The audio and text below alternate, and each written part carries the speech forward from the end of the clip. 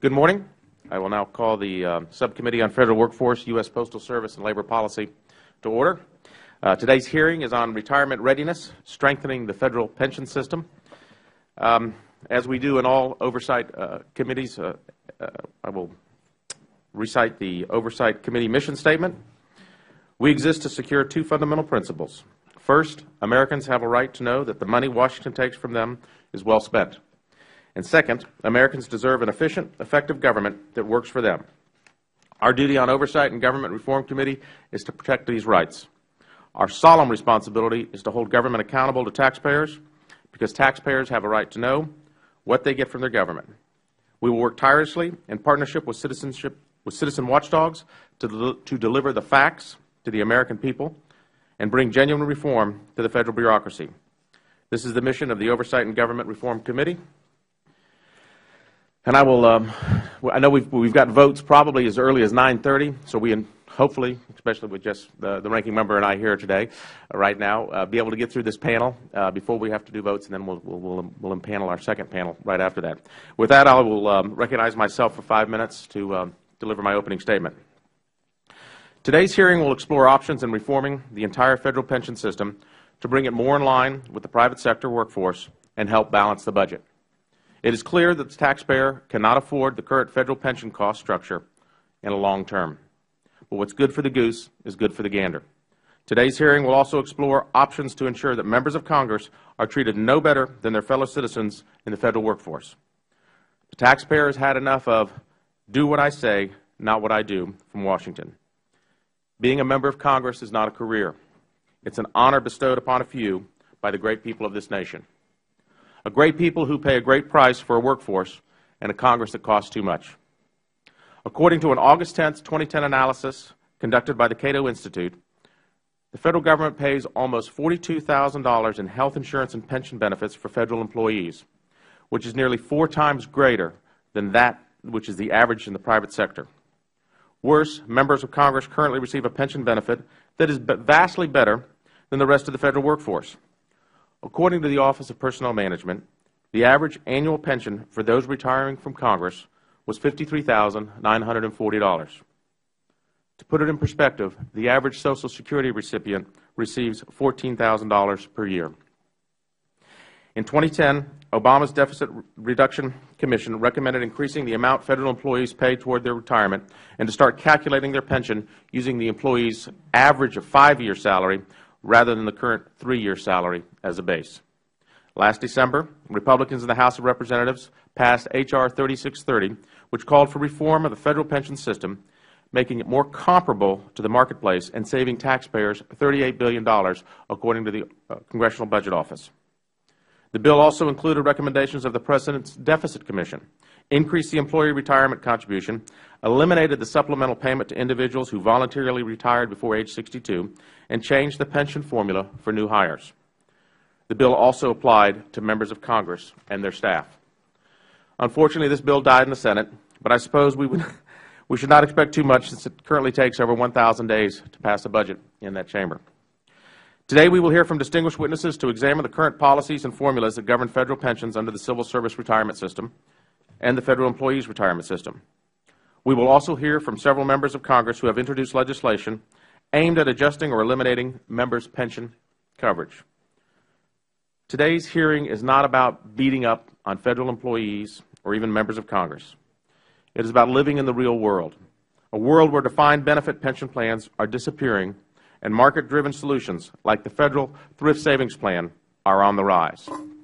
Protecting taxpayer and ensuring reasonable retirements for the federal workforce is our primary goal. But a deeper reality should set in here in Washington. The American people demand in their elected representatives a willingness to live under the laws they pass. They are tired of the perks and hypocrisy they witness in their Congress and are rightfully outraged by the pension benefits guaranteed to federal workforce that has grown too large, paid for through an ever-increasing tax burden on the hard-working American taxpayer. Too many working Americans watch their pensions evaporate because of the economic consequences of debt and borrowing caused in part by these unsustainable promises. There is no way to ensure value to the taxpayer and security to the worker, both private and public sector. There is a way to ensure value to the taxpayer and security to the worker, both public and private sector, through a more affordable pension system. On top of today's hearing, I will be introducing legislation that overhauls the federal pension system and applies to members of Congress.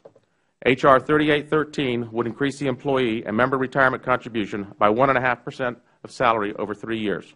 My bill would also eliminate the supplemental payment to individuals who voluntarily retire before age 62, increases the employee retirement contribution for new hires, changes the multiplier used in pension formula, and uses a 5-year average as a salary base. And all these reforms would apply to members of Congress as well. As Congress looks forward to cut costs, Congress must also lead by example. I sincerely hope that this is just the beginning of a reform year in which we make government and Congress more accountable. I thank the witnesses for appearing today, and I look forward to your testimony. And I now recognize my friend and ranking member from Massachusetts, Mr. Lynch. Thank you very much, Mr. Chairman. It's good to be with you this morning. I do have to say, though, this hearing really is an attack on federal employees, on federal pensions. Only in Congress, only in the United States Congress, would a hearing entitled Retirement Readiness, Strengthening the Federal Pension System consist of eliminating federal pensions. That's the way that my colleagues have suggested they're going to strengthen the pension system, is by eliminating the pension system. A couple other things. The President did indeed recommend that federal employees pay more for their pension, make greater contributions. The President also suggested we eliminate the supplemental benefit for early retirees. But he introduced those ideas as part of in a context of asking the wealthiest in this country also to kick in, to pay a little bit more. So he conceded that, yes, we should ask federal employees to contribute more. Yes, we should pare back benefits in light of our economic crisis. But at the same time, the President said, could we ask the wealthiest in this country to pay a little bit more? And that's why the bill went nowhere in the Senate. That's why it crashed and burned over there, because a lot of folks on the Republican side have signed this oath to Grover Norquist, that they, under no circumstances will they raise taxes. They won't raise taxes on the wealthiest. They won't raise taxes to pay for the war in Iraq. They won't raise taxes to pay for the war in Afghanistan, even though they describe themselves as being pro-military. Pro-military as long as they don't have to pay for it. So, and this hearing and much of the testimony that you'll hear today is really an attack on federal workers. There are some comparisons here. We'll get into it later, but it's sad. It is really sad that in this day and age that we would just go after our federal employees. Eliminating pensions for federal workers and eliminating pensions for members of Congress is popular, I guess. And I think that, we could have a bill that the people would support if we eliminated all pay for members of Congress, make them work for zero, eliminate their health benefits, eliminate their pensions, make them walk to work, even if from Massachusetts, make them walk back and forth. I think Congress is very unpopular right now. There's one poll out there that says that Congress's popularity is somewhere between the Taliban and the swine flu, and we probably deserve that. So it's one thing to acknowledge that and try to do better. It's quite another to feed into it.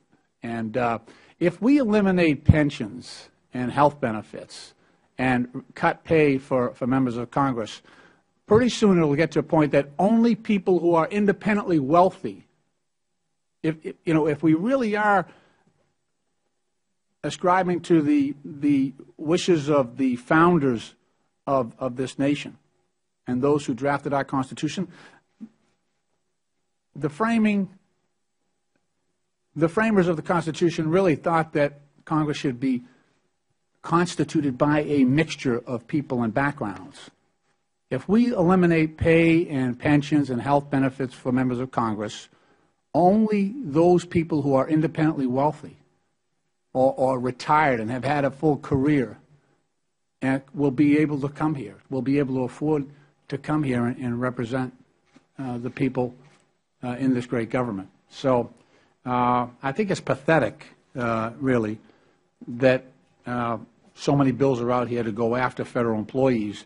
We're asked to, in every aspect of government, match up against a private sector that is enormously well-funded and well-equipped to deal with some of the issues, whether it's financial services or environmental issues. We have a hard time matching up, posting up against people who we are, proposed to regulate. But I thank the gentleman. I look forward to the testimony, and I yield back the balance of my time. Thank you, Mr. Lynch. Now I ask unanimous consent that the statement of House Administration Chairman Dan Lundgren be placed into the record. Without objection, it is so ordered. Members have 7 days to submit opening statements and extraneous material for the record. I'll now introduce our first panel, and I welcome our witnesses. We have Mr. Chuck Grimes, who is the Chief Operating Officer for the Office of Personnel Management. We have Dr. Andrew Biggs, who is a resident scholar at the American Enterprise Institute. We have Mr. Pete Sepp, who is Executive Vice President of the National Taxpayers Union. And we have Mr. David Snell, who is the Director of the Retirement Benefits for the National Active and Retired Federal Employees Association. Pursuant to committee rules, all witnesses will be sworn in before they testify. So please rise and raise your right hand. Do you solemnly swear or affirm that the testimony you are about to give to this committee will be the truth, the whole truth, and nothing but the truth? Thank you. Let the record reflect that all of the witnesses answered in the affirmative. In order to allow time for our discussion, please limit your comments to 5 minutes, and please also understand that your entire written statement will be made part of the record of this proceeding. With that, I'll recognize Mr. Grimes for 5 minutes for an opening. Chairman Ross, Ranking Member Lynch, and members of the subcommittee, thank you for the opportunity to appear before you to discuss federal pensions. OPM's mission is to recruit, retain, and honor a world-class workforce to serve the American people. As part of that mission and by law, OPM oversees administration of the Civil Service Retirement System, or CSRS, and the Federal Employees Retirement System, or FERS, covering annuitants in the executive, legislative, and judicial branches. OPM processes annuity payments for retirees and their survivors. As of October 1, 2010, there were 1.52 million CSRS annuitants with an average monthly annuity of $2,941 based upon 29.6 years of service, and 361,000 FERS annuitants with an average monthly annuity of $1,065 based on 17.2 years of service. There were 262 retired CSRS members with an average monthly annuity of $5,785 based on 20.7 years of service, and 181 retired FERS members with an average monthly annuity of $3,205 based on 16.2 years of service. Generally, Federal employees who entered service prior to 1984 are covered by CSRS. When established in 1920, coverage was limited to permanent competitive employees in the executive branch. In the 40s, coverage was extended to agency heads and, upon election, to the President, Vice President, and members of Congress.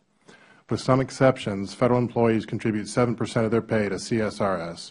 Congressional employees contribute 7.5%, and members contribute a combined 8% of their pay to CSRS and Social Security, while the employing agency pays those rates into the retirement fund. The CSRS defined annuity benefit is computed based on the high 3 average pay and length of service. The Federal Employees Retirement System Act of 1986 established a new 3-tier retirement structure with a defined benefit annuity, a defined contribution under TSP, and Social Security.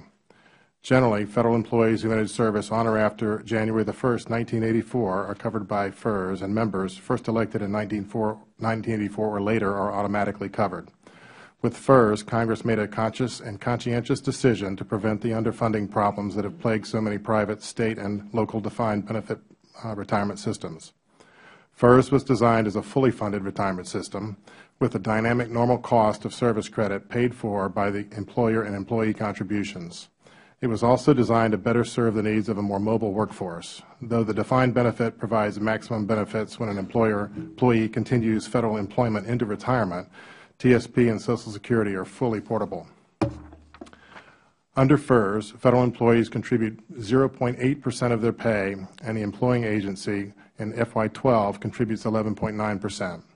Members and Congressional employees pay 1.3%, and Congress pays 16.7% for employees and 18.3% for members. Federal employees and members contribute 6.2% of their pay to Social Security, with the exception of 2011 and the first couple of months of 2012 due to the payroll tax relief bill. The FERS basic annuity is computed based on the high 3 average pay and length of service. In addition, some FERS retirees may be entitled to receive an annuity supplement payable to age 62 based on the potential Social Security benefit earned by Federal employment. On September 19, 2011, President Obama released Living Within Our Means and Investing in the Future, the President's Plan for Economic Growth and Deficit Reduction.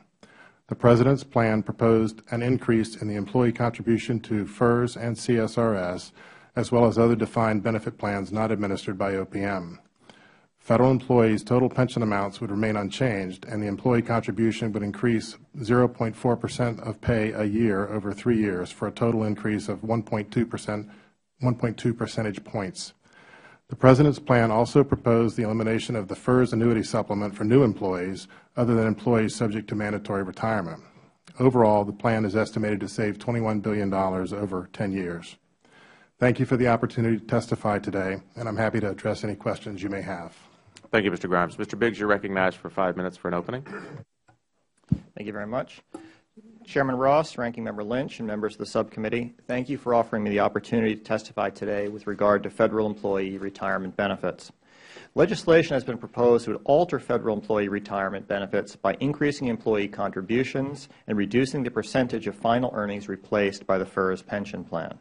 If we wish to ensure comparability of pay between the public and private sectors, whether these policies make sense depends in part upon how Federal and private sector pension provision compares. If Federal compensation drops below private sector levels, then the government may have difficulty attracting and retaining employees. If Federal compensation exceeds private levels, however, then taxpayer resources may be wastefully employed.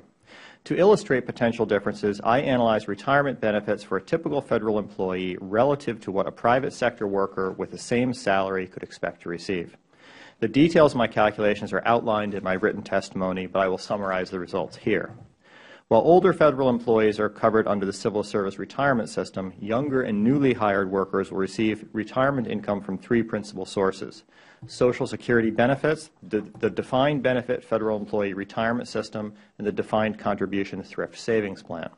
Most private sector workers will receive retirement income from the combination of Social Security and a defined contribution 401k type pension plan. In a defined benefit plan, retirement benefits are calculated using a formula based upon final earnings and the number of years of service. In a defined contribution plan, by contrast, benefits are a function of contributions and interest earned over the years. Workers may choose how to invest their contributions, but they also bear any market risk associated with those choices. I assumed a Federal employee retiring at age 62 after 28 years of service with final earnings of $78,650, which is roughly typical for Federal employees of that age. At retirement, he or she would be eligible for the following benefits: $18,264 per year in Social Security benefits, $23,710 from the FERS plan, and $8,610 from his or her TSP account. The Federal employee's total retirement income would equal roughly $50,583, or 64% of their final earnings. A private sector worker with the same salary could expect to receive the same Social Security benefit of $18,264, plus around $7,044 from a 401k plan with a typical employer match. The private sector worker's total benefit of $25,308 replaces roughly 32% of final earnings. For this stylized employee, Federal retirement benefits are roughly twice as generous as those paid to a typical private sector worker. Federal employees receive an employer-matched, their defined contribution TSP pension that is significantly more generous than the typical private sector plan, in addition to which they receive defined benefits through the FERS plan. Federal employees also may have access to supplemental benefits if they retire prior to age 62 and to retiree health coverage. In short, the federal government retiree income package is a generous one that few private sector employers match or exceed. Now, different employees will experience different outcomes, and we obviously can disagree about some of the assumptions made in generating these figures, but no reasonable changes to assumptions will show federal retirement benefits to be comparable to or inferior to a typical private sector plan. These figures alone do not say what we should do about federal employee pensions.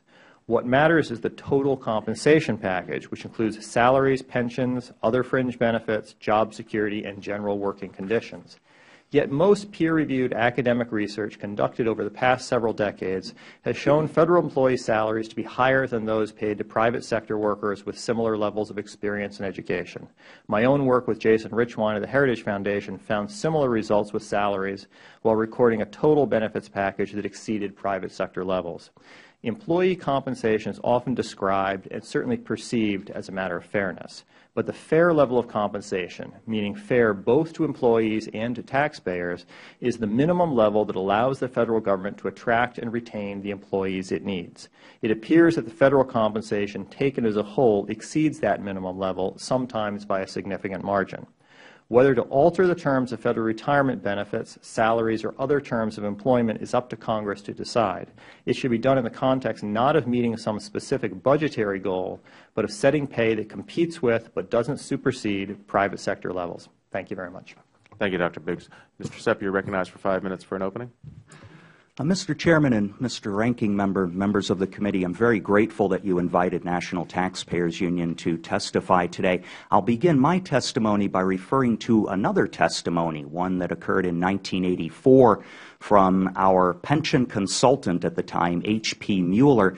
He pointed out not only the dimensions of the old civil service retirement system and its possible financial difficulties, he also talked about how that current system was unfair to federal retirees and employees as well. So we're approaching this issue from both perspectives. Another interesting parallel, though, is that he was saying even at that time that the consultants, the committee he was testifying before, Hay Associates, paid to try and do private sector comparisons with pensions, still were not including an adequate universe of the private sector to conduct such a comparison.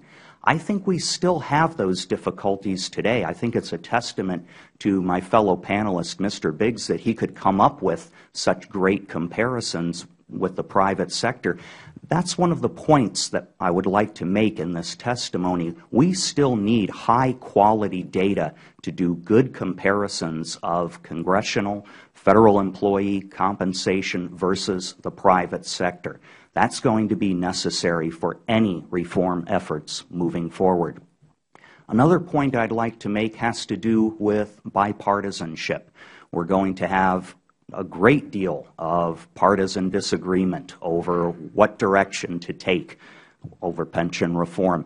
I would contend that this kind of bipartisan effort has to begin not only within Congress but outside of Congress. We're willing to do that. We have been doing that. I would call your attention to this report, Toward Common Ground. This was put out by NTU and United States Public Interest Research Group, a left-of-center organization, identifying over $1 trillion worth of budget savings. This was not easy. It took us sitting down in a room, arguing with each other, literally coming close to pulling each other's hair out, but we settled on these recommendations. One of them had to do with the granting of waivers under OPM for retired annuitants coming back into federal service and drawing full dual compensation. We noted that if this practice were curtailed, if the rules were restored to a more reasonable level, you could achieve something on the order of $600 million in savings over 5 years. Not much, but it's a start. My message, if we can do it, so can Congress. Which brings me to Congress. I'm not here necessarily to argue that members should not be compensated at all. How about we start with a few basic reforms that can show the American people we're trying to make progress? One, I think, H.R. 981. It would allow members to opt out of the FERS system.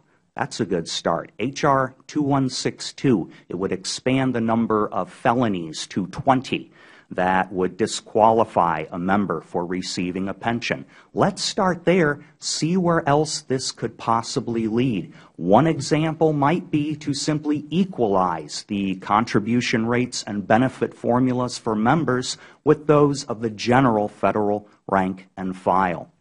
I know my testimony has conducted a couple of comparisons along those lines. One I would like to point your attention to, and here again, I'm not talking about comparisons between the general public and members of Congress, but rather between members and the rank and file. Is the differential, the amount of extra benefit plus the amount of extra contribution members pay, justifiable? I would argue the time has come to reconsider that. Just one illustration, 10 years of service of a lawmaker, 10 years of service of a rank and file employee, same salary. The employee gets about $15,600 in pension to start at 62. The member, $26,600. For that differential, the member pays a little over $8,300 over his or her entire career. And that's an $11,000 extra benefit in the first year for about $8,300 worth of extra contributions over 10. That provides an illustration, I think, that we can approach this from a sensible perspective and say, all the rhetoric, all the anger from the public aside, we have some genuine issues that can be resolved here. We're willing to work with you to do that. And let me thank you, Mr. Chairman, as well as Mr. Gowdy and Mr. Chaffetz for co-sponsoring several pieces of reform legislation that could help get this conversation going. Thank you. Thank you, Mr. Sepp. Mr. Snell, you're recognized for 5 minutes for an opening. Thank you. Mr. Chairman and members of the committee, I'm Dave Snell, Director of Retirement Benefits at the National Active and Retired Federal Employees Association.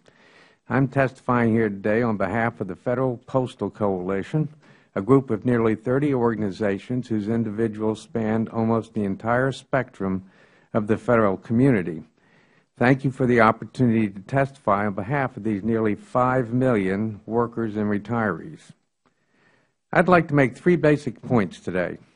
First, retirement plans should be judged by whether they provide the income security needed to ensure that retirees do not suffer a significant decline in their standard of living in retirement. Second, judged by that universal standard, current Federal retirement programs provide adequate but not overly generous retirement income. And third, making permanent cuts to modest Federal retirement compensation of middle-class workers to pay for a 1-year payroll tax holiday is both unfair and unwise. Federal workers did not enter public service to become rich, but they do face the same economic challenges as everyone else, including the need to prepare for retirement. Although they are paid on average 26% less than their private sector counterparts, a modest retirement package helps to make up for part of that lower pay by helping to provide reasonable income security in their later years.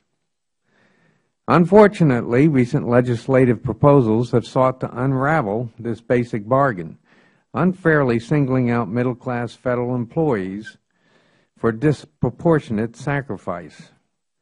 Last month, the House passed legislation that would use permanent cuts to Federal retirement compensation of middle-class Federal and postal workers to pay for a 1-year payroll tax holiday. Federal employees should not have to pay for 2/3 of the cost of continuing the holiday. This is not shared sacrifice. Federal families are no more immune from the challenges that come with tough economic times than any other working American family. They, too, have been experiencing declining home values, diminished savings, rising health insurance costs, escalating tuition for their children's college, spouses who have lost jobs, and grown children unable to find work after college. Cuts to Federal retirement benefits and further pay freezes harm hardworking Federal employees and their families who are struggling with these challenges just like their private sector counterparts.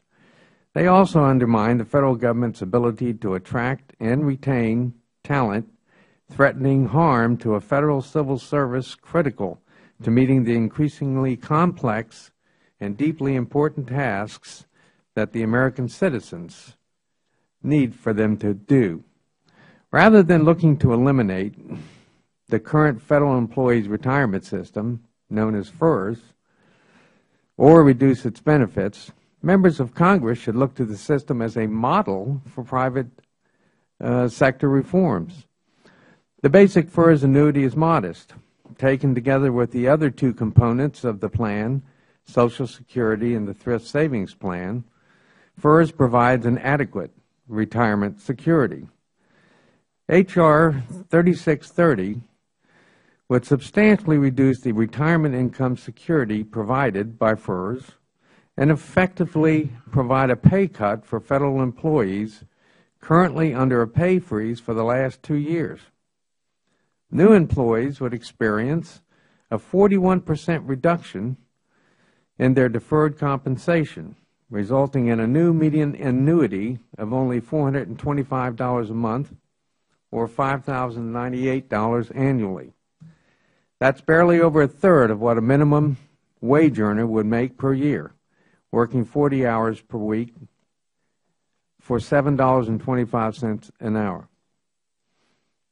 As much as anyone, our nation's civil servants understand the constraints of the Federal budget and the gravity of the nation's fiscal responsibilities.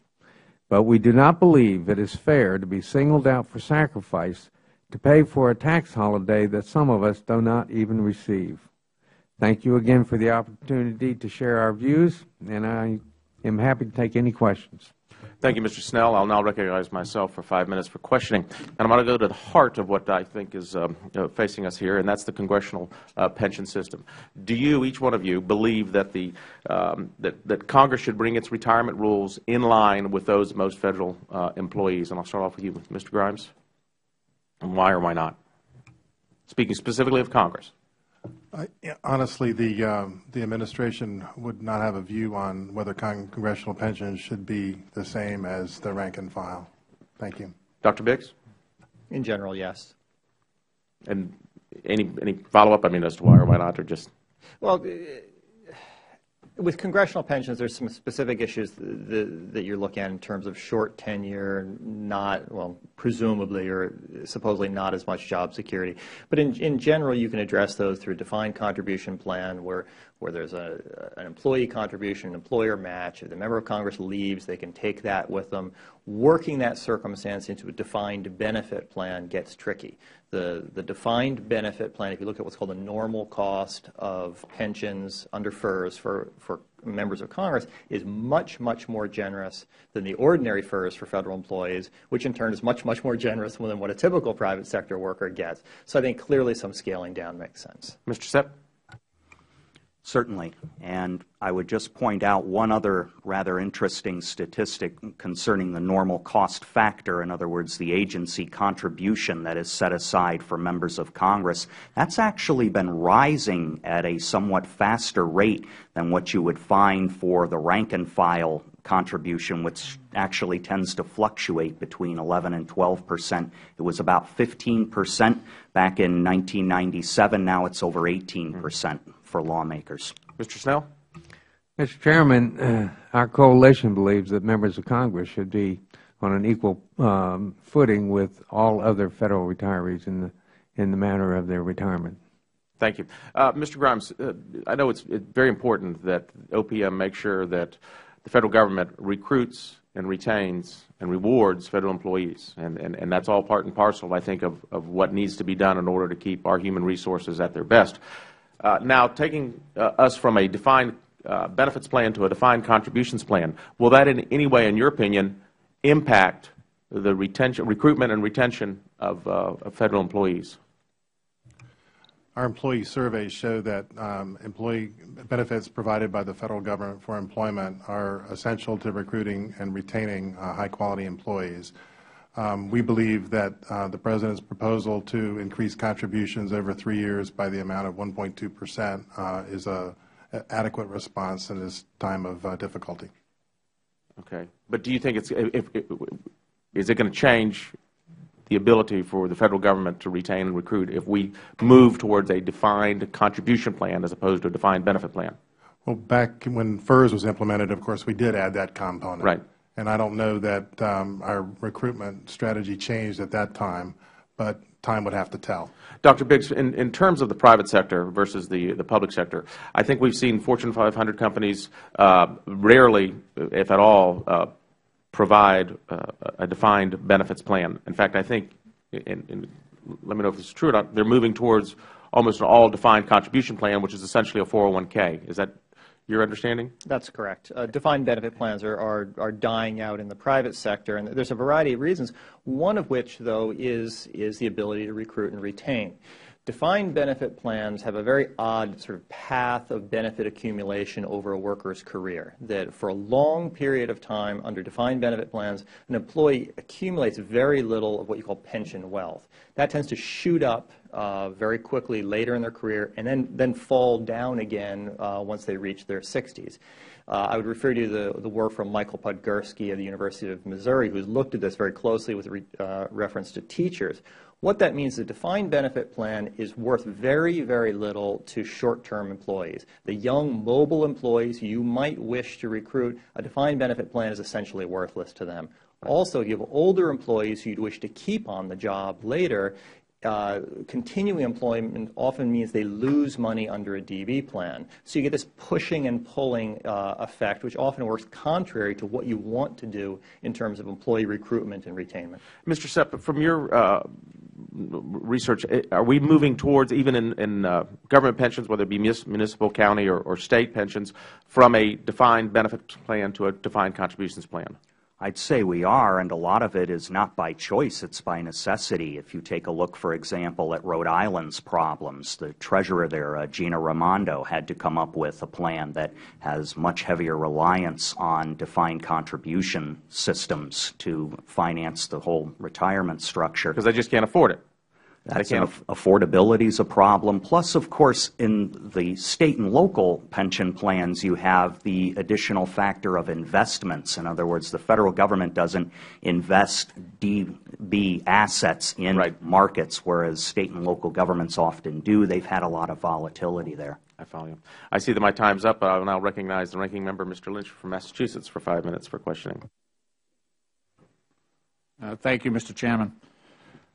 I do note here we have a MetLife, a 2008 MetLife study that indicates that that workers are more likely to consider pension benefits as an important factor in remaining with a company, and it would seem to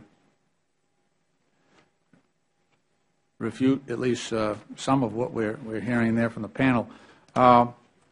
Is there any real rebuttal on that? MetLife is saying that, let me see if I can find it, 72% of employees cite retirement benefits, defined benefit retirement benefits, as an important factor in their loyalty to their employer. And they additionally found there are several other studies that show that defined benefit plans keep workers at the job longer than workers without pensions. And that firms with defined benefit pensions experience lower turnover rates than non-pension firms. Do you find that surprising? I'm not sure that finding is actually inconsistent with the points that I just made in terms of the incentives of defined benefit pensions. It is certainly true that a mid-career employee under a DB plan who quits and shifts to another job because the DB plan isn't portable will often leave literally hundreds of thousands of dollars on the table by doing that. So a mid-career... That would be a disincentive, wouldn't it? Sure. Yeah. But a mid-career employee, therefore, has a strong disincentive to leave.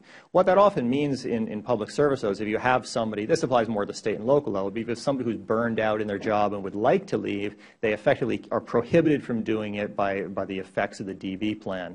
There is, I think, strong empirical evidence that public employees respond to the push and pull incentives of defined benefit pension plans. For instance, if you have I don't want you to eat up all my time. Sure. Thank you. I also noticed that there's a lot of comparison going on about private sector defined benefit plans.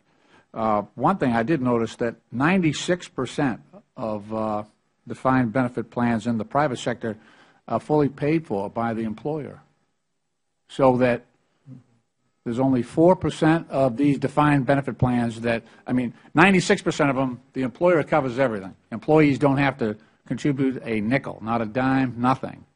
And we're comparing them to, the federal plan that requires employees to contribute over their lifetime a fairly significant amount over their career. So I'm having a little bit of trouble comparing a private sector plan that requires no contribution, employer covers everything, which is 96% of those plans, and the plan that we're talking about here today. Any thoughts on that? I think my answer to that would be the very, very few private sector employees today, particularly newly hired private sector employees, have DB pensions. I noted in my testimony that most private sector DB plans are not contributory, that there isn't an employee contribution, but the fact is simply that very few private sector workers have those. If you look at would they be larger firms, or the problem is, you're trying to what is there, 8 million federal employees, and then you're trying to compare that to Al's Deli. How do you make that comparison? They would tend to be more unionized firms, heavy industry, airlines, auto, things of that nature. In my testimony, I focused based on worker type. I compared to workers who were classified by the Bureau of Labor Statistics as professional, management, or related workers, the white-collared, skilled workers that roughly approximate where federal employees are. If you adjust for firm size, you are likely to find somewhat larger pension contributions. But there are very few newly hired private sector workers in any type of firm who are being offered a DB pension. It's just very unusual. Right. But as you said, if you're comparing defined benefit plans to defined benefit plans, you probably should, look at firms that are similar, right? As opposed to new firms are generally small when they start. You know what I mean? So you're already describing. Even newly hired employees. I'm going to take back my time, if I could. Thanks. Actually, Mr. Chairman, I'll yield back. I only have a few seconds left. Thank you. Thank you. The gentleman from Illinois, Mr. Davis, is recognized for 5 minutes. Thank you very much, Mr. Chairman. I want to thank you for yielding. I'd like to go back to a remark that was made by one of the witnesses a few minutes ago that I believe deserves some highlighting. Mr. Snell from the Federal Postal Coalition, I believe it was you that said that federal workers do not enter public service to become rich. And I'll repeat that. Federal workers do not enter public service to become rich. In fact, I believe that the average federal worker enters these jobs out of a desire to serve their country and to make a difference on behalf of others. That's a point that I think has been overshadowed a great deal in recent years. For the most part, federal workers are middle-income, hard-working Americans who perform critical jobs and duties day in and day out. To suggest that they do not deserve a retirement annuity sufficient enough to cover their expenses in the later years of their life is pretty much as uncompassionate as I think we can get. Let me ask each of you if you are aware that the majority of federal employees work in cities and communities outside the District of Columbia. You are aware of that? Yes, sir. Well, in fact, I believe that each and every one of us on this podium as well as on the panel know federal employees and postal employees in my congressional district who work with the idea that after retirement, they ought to be able to at least take care of their basic expenses. I have a large number of Federal employees in my congressional district, which is the 7th Congressional District of Illinois, which is a major metropolitan area. And, Mr. Snell, let me ask you, what do you think are some of the potential negative economic consequences in congressional districts such as ours if Congress freezes Federal workers' pay for an additional year as required by H.R. 3630? Thank you, Congressman. That's the implications on freezing it for another year. Workers' pay will substantially reduce their ability to help feed their families, send their kids to school. It will also have an impact on their contributions to their thrift savings plan or other retirement nest eggs that they may have. So I think what we're talking about by another freeze is, again, penalizing middle-class Federal workers, postal workers, to help solve a budget problem they didn't commit. I mean, they're not responsible for it. Thank you. Mr. Biggs, in your testimony, you mentioned that Federal workforce pay is comparable to pay in the private sector for similar work. However, I'd like to ask if you and other witnesses are aware of a recent study by the Bureau of Labor Statistics that found that there is actually a 26% pay gap between Federal workers and their similarly skilled and educated private sector counterparts. I'm well aware of that study. I'll say opinion is divided on Federal pay. On one side are the studies done for the Federal pay agent, which find these large pay gaps for Federal employees. On the other side are effectively 3 decades of peer-reviewed academic research, which finds a very different result using a variety of different methods. The problem with the pay agent result is they try to compare jobs to jobs. They say, what does a Federal job pay relative to a similar private sector job? They don't look at the people who fill those jobs. The Congressional Budget Office over 20 years ago, along with academic research, has shown that for any given job, the Federal government tends to place in that job an individual with less experience and less education than the private sector would. Once you account for that, this 26% pay gap simply disappears. So there's a reason why those studies from the pay agent are not taken particularly seriously by academics who look at these issues. Mr. Chairman, let me ask unanimous consent to include in the record the memorandum from the Federal Salary Council that highlights the 26% pay gap found by the Bureau of Labor Statistics. Without objection, so ordered. Thank you. My time is up, and I would yield back. Thank you. Mr. Lynch. Thank you, Mr. Chairman.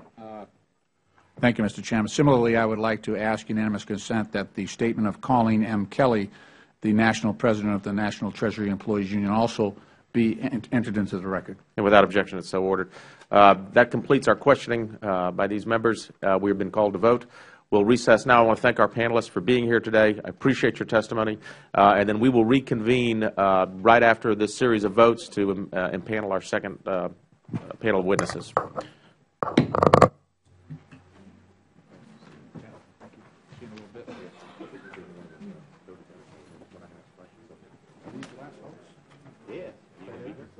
I'll be here. No, I'll be here.